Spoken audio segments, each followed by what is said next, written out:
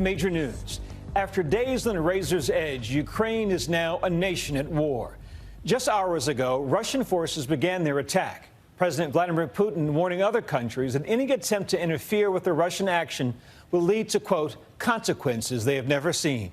Let's get right to ABC's senior foreign correspondent, Ian Pannell, on the ground in Kyiv. Ian, thank you so much for joining us. We could hear when those explosions went off behind you there in the capital city. What's the latest there now?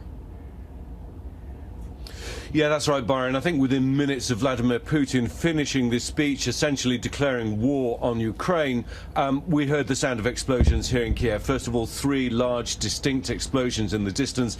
It's not possible to say exactly what the targets is. There are unconfirmed reports, potentially of the airport being struck, of other sites, but we're still really waiting to find out. And then, in the last hour or so, we've heard probably about 5 or 6 other explosions. I've seen a large flash in the distance over there, again followed by a boom some minutes later, suggesting it's not inside the city, but certainly on the outskirts.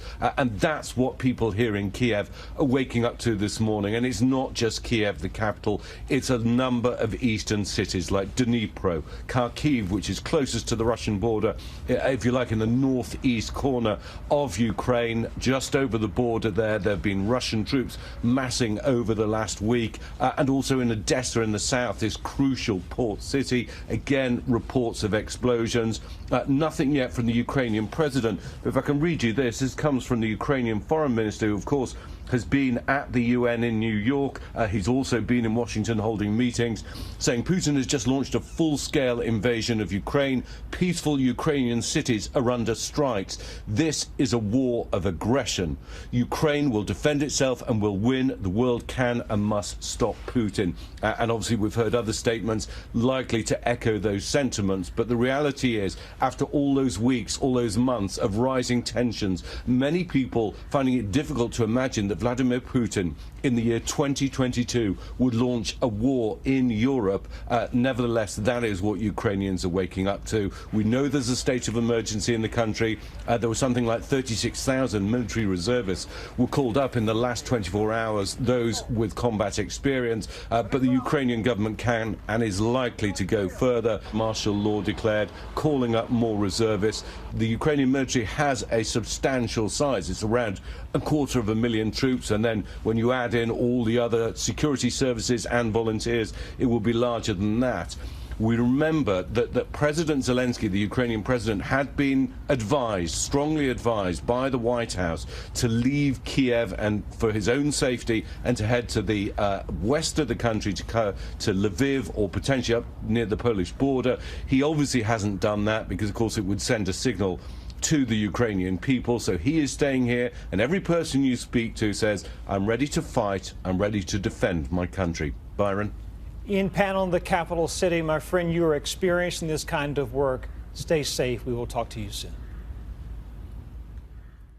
Vladimir Putin's decision to launch a full-scale invasion comes after weeks of diplomatic efforts by the U.S. and NATO allies to deter the Russian president. Putin never backed down. Here's a look at how we got here.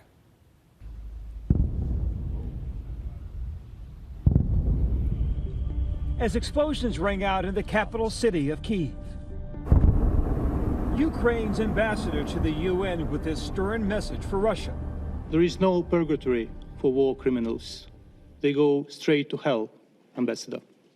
Until the moment Russian President Vladimir Putin took military action, the Ukrainians were pleading for peace. Earlier tonight, in a video address, Ukrainian President Zelensky saying he tried to call Putin but was met with silence. Putin's force, anything but. More than 150,000 Russian troops surrounding the country on multiple sides. For days, the U.S. and other NATO allies have taken steps to try to deter Putin from a full-scale invasion of Ukraine. Just today, President Biden announcing sanctions on the Nord Stream 2 gas pipeline and the corporations behind its construction. The move came after previously announcing sweeping economic sanctions on Russia. As Russia contemplates its next move, we have our next move prepared as well. Putin undeterred. They are ready to go right now. It won't be bloodless.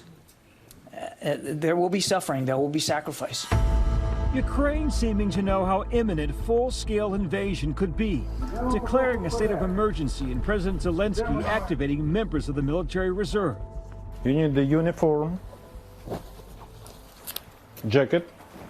Dmytro Bulatov is one of those joining the fight. My colleague Ian Panho spoke with him as he prepared to report for duty. In morning, I wake up and call to the military office and said, okay, I'm ready. Tomorrow I will be in army. His wife anxious about his deployment, but Dmytro's sense of duty stands resolute. This is a big moment for Ukraine. Yes, this most important and historical moment. That's why we Ukrainians are ready to war. From our independence, for our families, for our future. To get further context and perspective, here's ABC's chief global affairs correspondent, Martha Raddatz, in western Ukraine. There was a moment about 24 hours ago where the administration thought Vladimir Putin could be deterred, but that moment passed. The administration has been predicting this invasion for weeks and laid out all the intelligence. They said they hoped they were wrong, but they are clearly right tonight. The invasion started exactly as the way they predicted, with cyber attacks, with electronic warfare, and then we saw those blasts around Kyiv. But several hours before this attack began, I got a message from a senior Pentagon official who said, "You are likely in the last few hours of peace on the European continent for a long time to come," adding, "Be careful." A very sobering message, but captures exactly what we are facing here in Ukraine, on the European continent, the most dangerous time, as they've said over and over at the Pentagon, since World War II. I am told by a senior U.S. official that Vladimir Putin is increasingly erratic, but he could not be deterred, that several of his senior aides were concerned about what he was doing, but he would not hear it. So this is something we are going to be watching day after day, but something that could be here, could last months and months and months. Our thanks to Martha. What happens next, and what is America's role? Joining me now, former Deputy Assistant Secretary of State and retired Marine Corps Colonel Steve Ganyard, and Elizabeth Newman, a former Homeland Security official.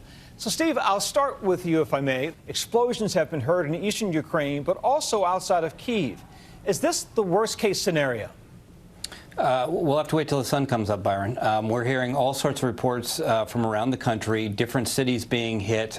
We know that Kyiv, that the airport is under attack, and there's a fight going on right now with Russian special forces. So it's going to take the sun coming up and some time to figure out what's going on the ground. But it sure seems like the whole country is essentially under attack. Elizabeth, bringing you into the conversation, several Ukrainian government and bank websites fell victim to cyber attacks today, likely launched by Russia. What's the greater goal for Russia, to disrupt the country or instill fear? The cyber attacks are just one more element of the battle plan to bring chaos and cause confusion. The nature of the initial attacks were DDoS attacks. They weren't that sophisticated, not that big of a deal, but later this afternoon we learned that they had launched a malware attack, which basically renders the computers inoperable depending on which computers they target. That could be rather disruptive to command and control. And I expect we're likely to see more in the coming days. They do have the capability to take out infrastructure through cyber warfare, and that would, of course, cause a lot of confusion and chaos and disruption to the course of life. Is there any expectation, Elizabeth, that these attacks might spread to these cyber attacks might spread to the U.S. or any other place in Europe? There is definitely strong concern in the United States and among our Western allies that Russia does have attacks in the works, that they have been planting and seeding the ground to be able to launch attacks if they decide to do so. They may be holding their fire to see what the West does in response to this full-fledged invasion.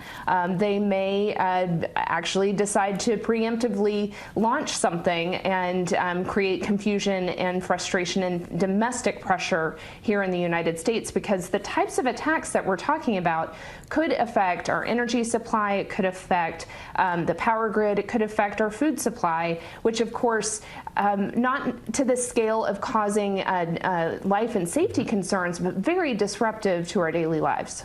And Steve, a closing question to you. Can the Ukrainian people stand up to this? We know they are tough and resilient people, but Russia is a large and powerful country. Yeah, Byron, in the past, say 10 years or so, after being crushed by the Russians in 2014, the Ukrainian government and the Ukrainian military have improved significantly. NATO has helped with that. But the Russian military has come back as well. In the past 15 years, Mr. Putin has had significant and large increases in the defense budget. So the Russian military is really an overmatch for the Ukrainians. It will probably quickly dissolve into sort of an insurgency like we saw in Iraq and Afghanistan, because once the Russian military gets going, it'll probably be just a matter of weeks before they roll over the Ukrainian military. A matter of weeks. A sobering night. Thank you both. Hi, everyone. George Stephanopoulos here. Thanks for checking out the ABC News YouTube channel. If you'd like to get more videos, show highlights, and watch live event coverage, click on the right over here to subscribe to our channel. And don't forget to download the ABC News app for breaking news alerts. Thanks for watching.